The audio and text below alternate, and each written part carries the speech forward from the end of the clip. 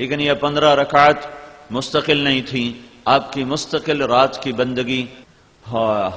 یہی بات اللہ اپنے حبیب سے کہتا ہے، میرے نبی قم اللیل الا قلیلا نصفہ او انقص منہ قلیلا او زد علیہ ورتل القرآن ترتیلا انا سنلقی علیک قولا ثقیلا ان لک فی النہار سبحا طویلا۔ میرے محبوب تیرا دن میں کام ہے بہت زیادہ، تو رات مجھے دیا کر، رات کو اٹھا کر تیری میری بات ہونا بھی ضروری ہے۔ دعوت میں اتنا نہ لگ کہ تیری میری بات ہی نہ ہو، تبلیغ میں اتنا نہ لگ کہ تیری میری بات ہی ختم ہو جائے، تو رات کا وقت مجھے دیا کر، اس میں تو اور میں آپس میں بات کریں گے۔ رات کی گفتگو ویسے بھی بہت پرسکون ماحول میں ہوتی ہے، اور کوئی اس وقت بلانے والا نہیں ہوتا اور کوئی اس وقت خلل ڈالنے والا نہیں ہوتا، تو رات کو میرے پاس آیا کر، مجھ سے بات کیا کر، اس لیے کہ دن میں تجھے لمبا تیرنا ہے۔ عجب بات ہے، یہ نہیں کہا دن میں تیرا کام بڑا ہے، تیری مشقت زیادہ ہے، تیری دعوت کی مشغولی زیادہ ہے، دن میں تجھے لمبا تیرنا ہے۔ دعوت کے کام کو، تبلیغ کے کام کو تیرنے سے تشبیہ دی، تیرنے سے۔ مکے میں تو پانی کا قطرہ نہیں، پانی کا قطرہ نہیں، زمزم کے سوا کوئی کنواں نہیں ہے، تو وہ کون سا پانی ہے جس میں اللہ کا نبی تیر رہا ہے؟ دعوت کی محنت کو اللہ نے تیرنے سے تشبیہ دے کر ایک خوبصورت مطلب ہماری طرف منتقل کیا ہے کہ چلنے والا اپنی مرضی سے چل بھی سکتا ہے، کھڑا بھی ہو سکتا ہے۔ گاڑی میں سفر کرنے والا مرضی سے گاڑی کو روک بھی سکتا ہے اور چلا بھی سکتا ہے، اور اس سے باہر نکل کے کھڑا بھی ہو سکتا ہے۔ لیکن جو آدمی پانی میں اتر جاتا ہے، اس کی مرضی ختم ہو جاتی ہے، اس کے ذمہ ہر حال میں تیرنا ہے جب تک دوسرا کنارہ نہ آ جائے۔ وہ تیرنا چھوڑ نہیں سکتا کہ چلو میں تھوڑی دیر آرام کر لوں، اب اسے تیرنا ہے۔ اگر وہ رکنا چاہے گا، پانی کا بہاؤ اسے کہاں سے کہاں لے جائے گا۔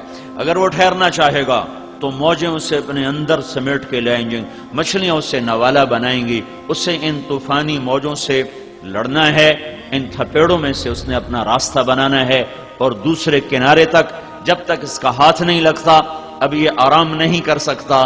اسے ہر حال میں مستقل ہاتھ پاؤں مارنے ہیں۔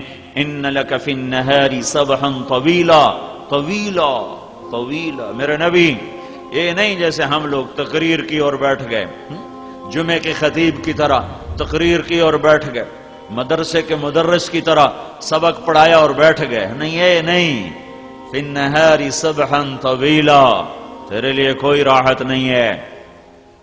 جب یہ آیت آئی، یا ایھا المدثر قم فانذر وربک فکبر وثیابک فطہر والرجز فہجر ولا تمنن تستکثر ولربک فاصبر، تو اس پر اللہ کے نبی نے فرمایا، خدیجہ میرا بستر لپیٹ دے، میرے آرام کے دن ختم ہو گئے۔ ان لک فی النہار سبحا طویلا، میرے آرام کے دن ختم ہو گئے۔ دوسرا کنارہ کب تک؟ دوسرا کنارہ کب آئے گا؟ دوسرا کنارہ ہے کیا؟ وَاعْبُدْ رَبَّكَ حَتَّى يَأْتِيَكَ الْيَقِينُ، اس وقت تک تو لگا رہے جب تک موت کا پیغام تیرے پاس نہیں آ جاتا۔ تو اللہ نے اپنے نبی سے بھی فرمایا کہ دن تو دے دعوت اور پھر لوگوں کے پیچھے، اور رات کو پھر مجھ سے بات کر، کہ اللہ سے بات کیے بغیر یہ کام ہو نہیں سکتا، کہ دل تو خالص اللہ کے قبضے میں ہے، اسے کون پھیر سکتا ہے اللہ کے بغیر، اسے کون بدل سکتا ہے اللہ کے بغیر۔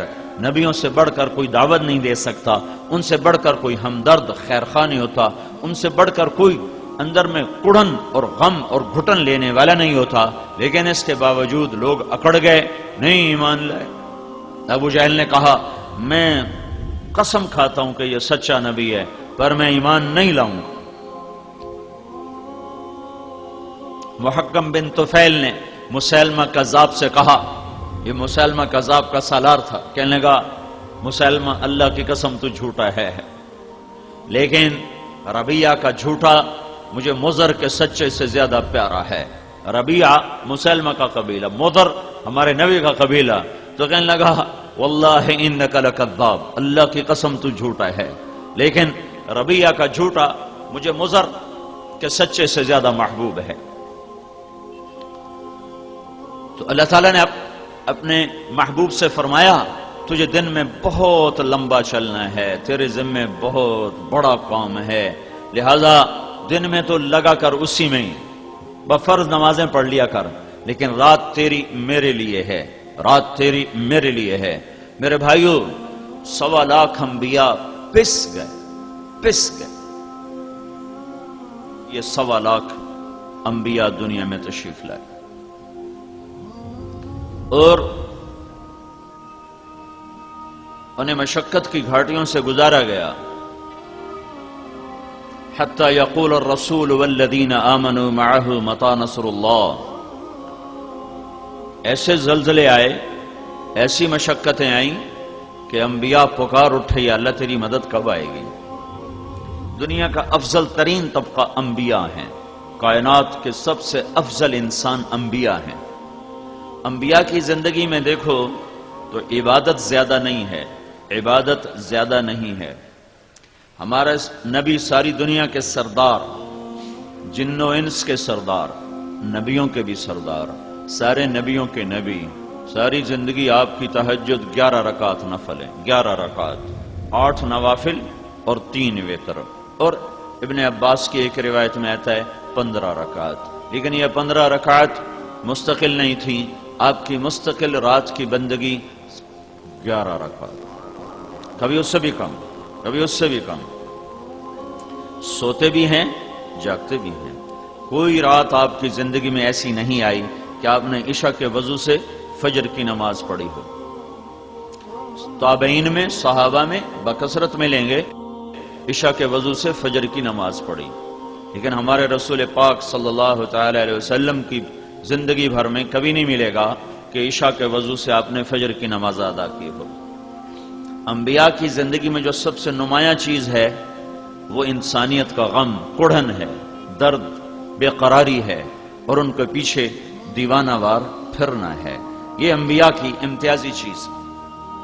رب انی دعوت قومی لیلا و نہارا، جو انبیاء کی بندگی، عبادت، انبیاء کا ذکر، انبیاء کی تسبیح، انبیاء کی تلاوت کیا ہے؟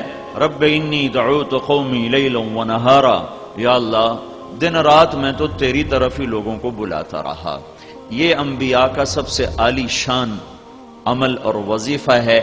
اس وجہ سے وہ ساری کائنات کے افضل ترین، ایک نبوت خود ایک ان کو اونچا بنانے والی چیز ہے، پھر نبوت میں جو سب سے عالی عمل ہے وہ دعوت ہے کہ وہ بیٹھتے نہیں، لوگوں کے پیچھے پھرتے۔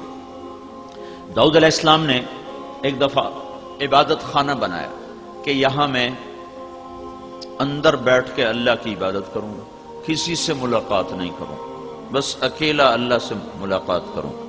جب وہ مکمل ہو گیا اور اس کے اندر بیٹھ گئے تو اللہ تعالیٰ نے، اس کی دیواریں اتنی اونچی تھیں کہ اس کے اوپر کوئی چڑھ نہیں سکتا تھا، دروازہ اندر سے بند تھا۔ تو اچانک اذ تصور المحراب، 2 آدمی محراب میں کھڑے نظر آئے، ففزع منہم، تو داؤد علیہ السلام ڈر گئے، یہ کہاں سے آ گئے؟ دروازہ اندر سے بند، دیوار پہ چڑھ کوئی نہیں سکتا، تو یہ آئے کہاں سے؟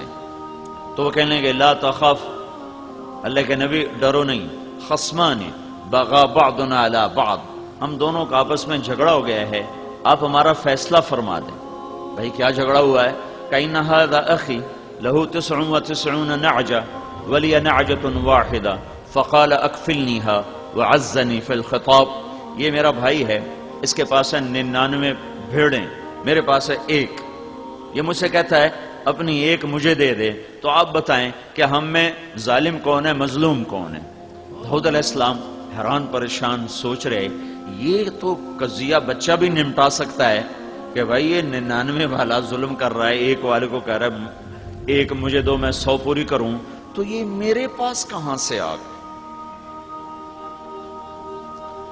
اوہو فظن داود انما فتناها، پھر اس وقت داؤد علیہ السلام کو پتہ چلا اوہو یہ بھیڑوں کا قصہ نہیں ہے، یہ اللہ کی تنبیہ ہے کہ داؤد تو کمرے بند کر کے عبادت کے لیے نہیں آیا، تو میرا پیغام پہنچانے آیا ہے، یہ تو نے مقصد سے ہٹ کے قدم اٹھایا ہے، تیرا عبادت کا جی ہے تو رات میرے پاس آ جایا کر، ساری رات بندگی کر، کوئی منع نہیں، لیکن دن میں تو دروازے بند کر کے کنڈے لگا کے اندر بیٹھ جائے اور کہ میں نے کسی سے نہیں ملنا، بس میں نے اللہ اللہ کرنا ہے، تو یہ تیرا منصب نبوت اس بات کا تقاضا نہیں کرتا۔ تو اس وقت پھر آگے توبہ کی، استغفار کی اور سجدے میں سر رکھا کہ یا اللہ مجھے معاف کر دے۔